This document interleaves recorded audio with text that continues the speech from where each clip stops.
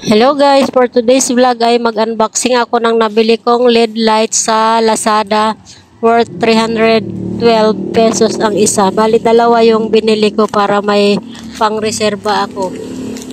Lalagay ko lang sa may lababo namin kasi pagpapasok medyo madilim kaya hindi na kailangang mag-on off ng lights.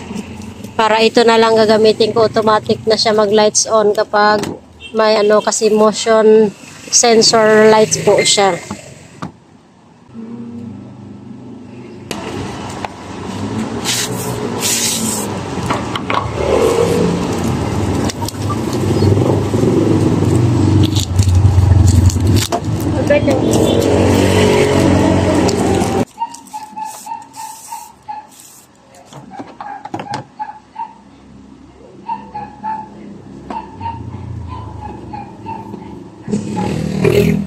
Ayan, ito yung power. Pipindutin lang. Tapos yan, ganyan yung ilaw. Ang cute.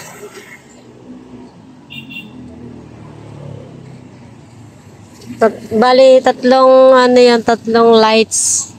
Meron silang dalawa. Meron yatang 5 or 6. 4. Tapos ito yung charger. Yung wire. Ganyan lang siya kaiksi.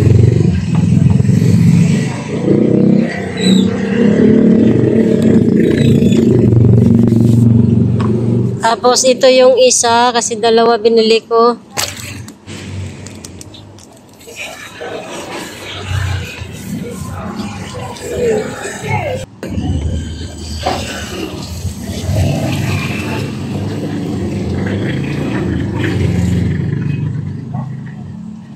Ayan, walang defect.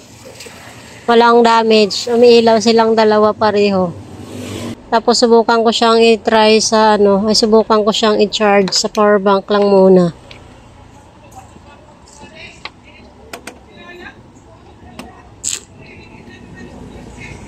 Yan, pag naka red lights, ibig sabihin nagcha-charge. Tapos pag nag-full daw yan, magiging green yung kulay ng lights.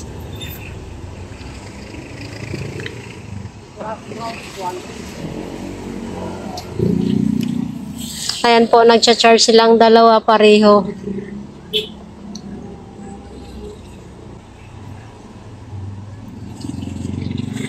Tapos ito yung yan sa likod, yan yung ididikit sa kung saan gustong idikit. Tanggalin lang yung parang nakatakip sa sticker.